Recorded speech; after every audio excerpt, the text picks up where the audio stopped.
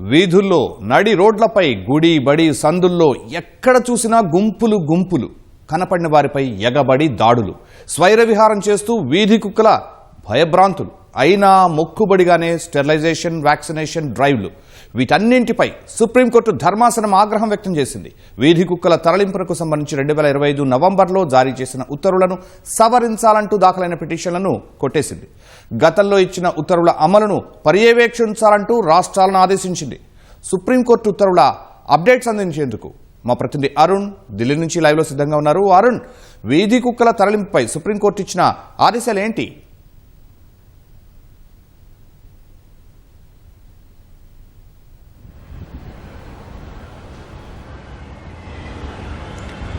దేశంలో పలు ప్రాంతాల్లో నమోదవుతున్నటువంటి కుక్కల దాడులు చిన్నపిల్లలపైన, అదేవిధంగా ప్రజలపైన, సామాన్య ప్రజలపైన ఎక్కడ పడితే అక్కడ నమోదవుతున్నటువంటి కుక్కల దాడులు, అదే సందర్భంలో ఆ దాడి నుంచి తప్పించుకునే ప్రయత్నంలో జరుగుతున్నటువంటి ప్రత్యామ్నాయము, వీటితో పాటుగా కుక్క కరిచిన వెంటనే తీసుకోవాల్సినటువంటి ట్రీట్మెంటు, దానికి అందుబాటులో ఉంచాల్సినటువంటి యాంటీ ర్యాబిస్ వ్యాక్సినేషను, వీటన్నిటికి సంబంధించి సుప్రీంకోర్టు ముందుకు వచ్చినటువంటి అనేక విషయాలను సుమోటోగా కేసు నమోదు చేసి జస్టిస్ పార్దేవాలా ధర్మాసనం తొలుత విచారణ చేపట్టింది.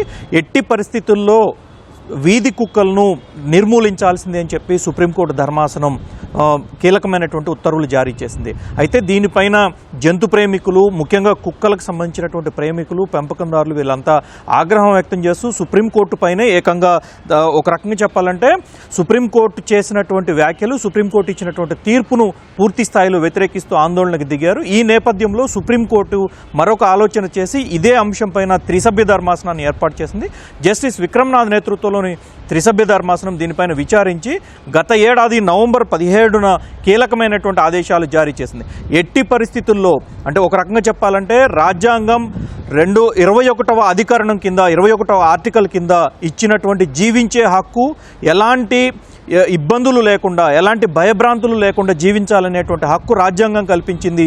అటువంటి హక్కును హరించేటువంటి విషయంలో ఎట్టి పరిస్థితుల్లో ఎవరిని ఉపేక్షించేది లేదు అని చెప్పి ధర్మాసనం కరాఖండిగా తేల్చి చెప్పింది. సో ఆ నేపథ్యంలోనే ఎట్టి పరిస్థితుల్లో దేశవ్యాప్తంగా వీధి కుక్కల విషయంలో ఎవరైతే జంతు ప్రేమికులు ఉన్నారో, మీకు అంత ప్రేమ జంతువులపైన, వీటన్నిటిపైన అంత ప్రేమ ఉంటే మనుషుల పైన కూడా ఇదే రకమైనటువంటి ప్రేమ ఉండాలి. చిన్నపిల్లలు, చంటి పిల్లలు, అభం శుభం తెలియని వారి మీద కుక్కల దాడి చేస్తుంటే కుక్కల మీద ప్రేమ చూపిస్తున్నారు తప్ప మనుషుల మీద ఎందుకు చూపించట్లేదు అనేటువంటి ఒకంత ఆగ్రహాన్ని కూడా జస్టిస్ విక్రమ్నాథ్ ధర్మాసనం వ్యక్తం చేయడంతో పాటు మీకు అంత వాటన్నిటిపైన మీకు అంత ప్రేమ ఉంటే మీ ఇంట్లో పెంచుకోండి తప్ప వీధుల్లో పెంచుకోవాల్సిన అవసరం లేదు, వీధుల్లో వదిలేయాల్సిన అవసరం లేదు అనేటువంటి కామెంట్లు కూడా గతంలో విచారణ సందర్భంగా సుప్రీంకోర్టు కీలకమైనటువంటి వ్యాఖ్యలు చేసింది. సో ఆ నేపథ్యంలోనే అప్పుడు ఇచ్చినటువంటి ఆదేశాలు జాతీయ రహదారుల సంస్థ, అదేవిధంగా రాష్ట్ర ప్రభుత్వాలు అన్నీ దీంట్లో ఎవరైతే భాగస్వామిగా ఉంటారో ప్రతి ఒక్కరికి దీనికి సంబంధించినటువంటి విషయంలో వీధి కుక్కలను ఎట్టి పరిస్థితుల్లో తీసేయాల్సిందే, ప్రజలకు భద్రత కల్పించాల్సిందే అని చెప్పి స్పష్టమైనటువంటి ఆదేశాలు జారీ చేసింది. అవే ఆదేశాలను ఇప్పుడు కూడా అమలు చేయాల్సిందేనని చెప్పి సుప్రీంకోర్టు స్పష్టం చేసింది. అయితే ఈ ఆదేశాల అమలుకు సంబంధించిన విషయంలో ఈరోజు సుప్రీంకోర్టు కొన్ని కీలకమైనటువంటి వ్యాఖ్యలు చేసింది. రాష్ట్ర ప్రభుత్వాలు, స్థానిక యంత్రాంగము, జాతీయ రహదారుల సంస్థ ఇవన్నీ చాలా బాధ్యతగా వ్యవహరించాల్సిందే.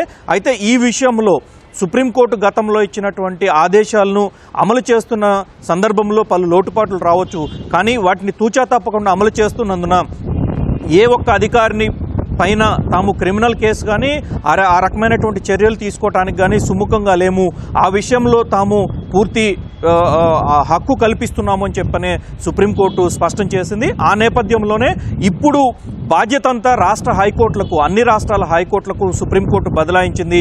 వీధి కుక్కలకు సంబంధించినటువంటి విషయంలో ఎలాంటి దురుద్దేశాలు ఇంకొక రకంగా ఆపాదించుకోవద్దని, ప్రజలకు జీవించే హక్కు ఉంది కాబట్టి ఆ హక్కుకు అనుగుణంగా వీధి కుక్కలను సరైనటువంటి ప్రదేశాలకి, సేఫ్టీ ప్రదేశాలకి తరలించాల్సిందేనని, దాంతోపాటుగా వీధి కుక్కలకు సంబంధించినటువంటి ఇంజెక్షన్లు చేసే విషయంలో కూడా ఎలాంటి రెండవ తాటికి వెళ్ళొద్దు అని చెప్పి రాష్ట్ర ప్రభుత్వాలు పూర్తి స్థాయిలో ఎందుకు చర్యలు తీసుకోవాల్సిందని చెప్పి ఆదేశం జారీ చేసింది.